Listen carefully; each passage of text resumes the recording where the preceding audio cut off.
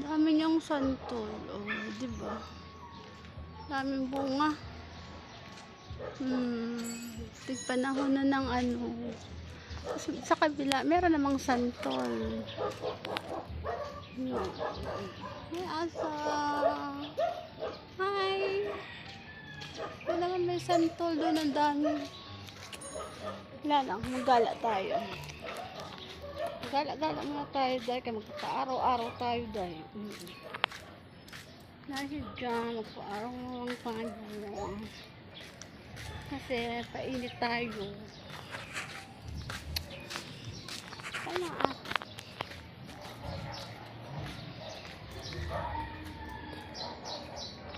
araw tayo dahil. Ito sa mga ano. O diba?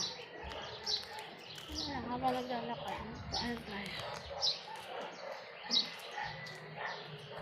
Dahil dyan.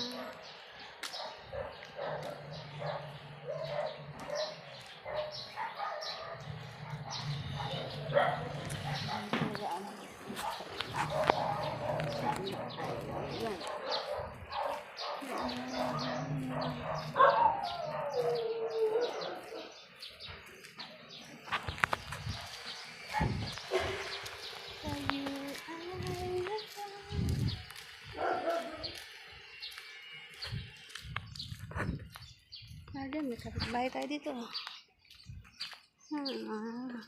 Good morning. Diba? Kaya na tayo ng aswang. Paaraw tayo doon. Ay, dyan. Paaraw naman tayo dito. Diba? Parang masarap ng ano. Diyos mo tayo. Kapag exercise tayo, makaantay mga puno-puno. Diba? Diba, ang galing ng ano niya. Daming mangga. Daming mangga. May kasama pang pusa. Ay. Diba? Uy. Hey.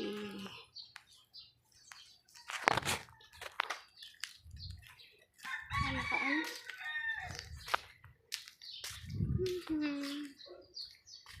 Paaraw.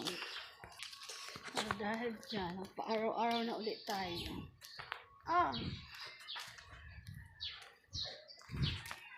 Ano yun?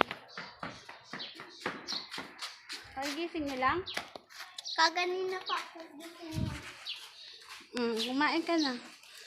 Diba? Paaraw tayo dito dahil kasi mamaya. Oh! Mababasag pa. Saan kasi napunta? Lakad na. Hindi mo na yan.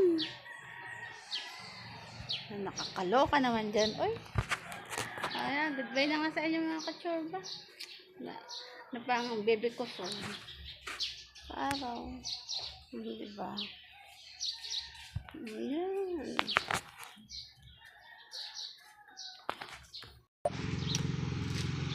Ay, Diyos me dahil paaraw muna tayo dahil. Kita mo? Paaraw tayo. Hindi. Naglakad-lakad kasi ako dahil.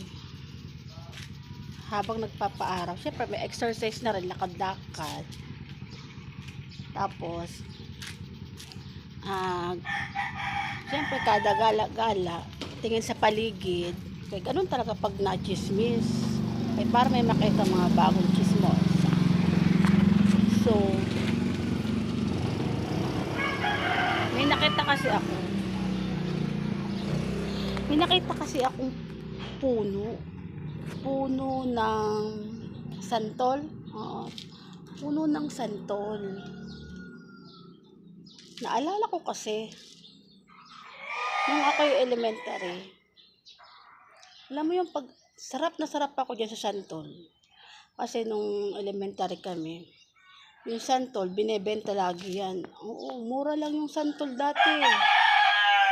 Binebenta ang santol na yung bukas na siya, wala na siyang balat. Tapos naka-plastic lang, tapos may asin na. Siya, ang sarap, dipungal. Ayun na yung nagiging baon namin kasi ang dami nagtitinda sa school namin ng mga ng santol. Walang sawa na hindi kami nakain yan. Sarap na sarap kami kasi ang dami siyang asin. Yung asin pa niya yung medyo maliliit lang. Di ba may mga asin na malalaki? Buti nga hindi ganun eh. Yung maliliit lang na iodized. Napakasarap ng ano ngayon, santol. Nung elementary ako. Pero sa totoo lang, never ko nang kinain ang santol. Simula nung grade 6 yata ako noon. Dahil sobra ang takot ko sa pagkain ng santol. Kasi nung huling pagkain namin nun, siyempre break time namin, laro-laro muna kami. Laro-laro muna kaming magkaklase. Habang nagkikismisan kami noon, nakain kami ng santol. Bago magkaroon ng oras, kasi papasok na kami sa loob ng school, di namin nakalain na yung isa sa mga kaklase ko nahimatay. Nakain kami ng santol nun eh. Hindi ko alam kung nakain ba lahat ng buto o hindi siya totally nahimatay eh. Parang na bumagsak siya na parang nangingisay. So, takot at takot kami magkaklase noon, nung grade 6 ako. So, habang nangyayari yun, takot at takot kami kumain ng santol. So, lahat ng santol na hawak namin, na kinakain namin, pinagtatapon na namin sa sobrang takot. Kasi yung kaklase namin, nahimatay nga, na halos nangingisay na. Hindi namin alam kung dahil sa pagkain ng santol. Kaya ang daming mga buto yan, di ba? Kaya yun.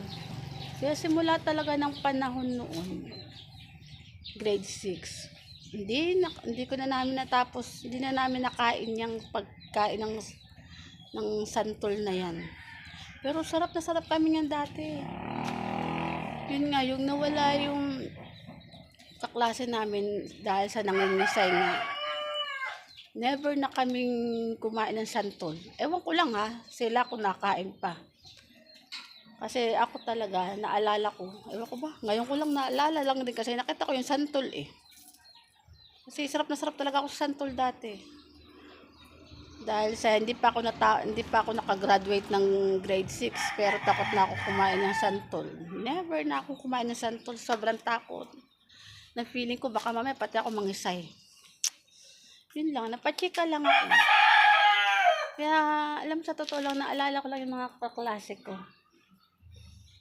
Kaya napakasarap talaga ng mga no. Ang sarap ng mga pag-aaral noon. Walang problema noon.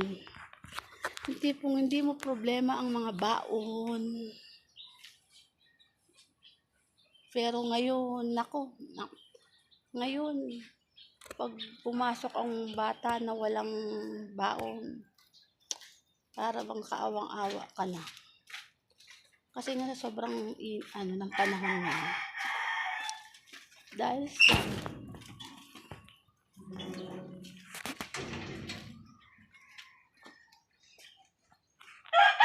dahil dyan, yan, pachika. Akala ko naka-stop ako, hindi pala ako naka-stop. Kasi may dumaan lang na yun nga, kasi noon parang baliwala yung pagpasok ng walang baon. Okay lang kay unang ngayon panahon eh. Pero ngayon hindi. Parang pag pumasok ka ngayon na wala kang baon, parang nakakaawa na ngayon kasi sobrang ng panahon ngayon eh. Lala napachika lang ako.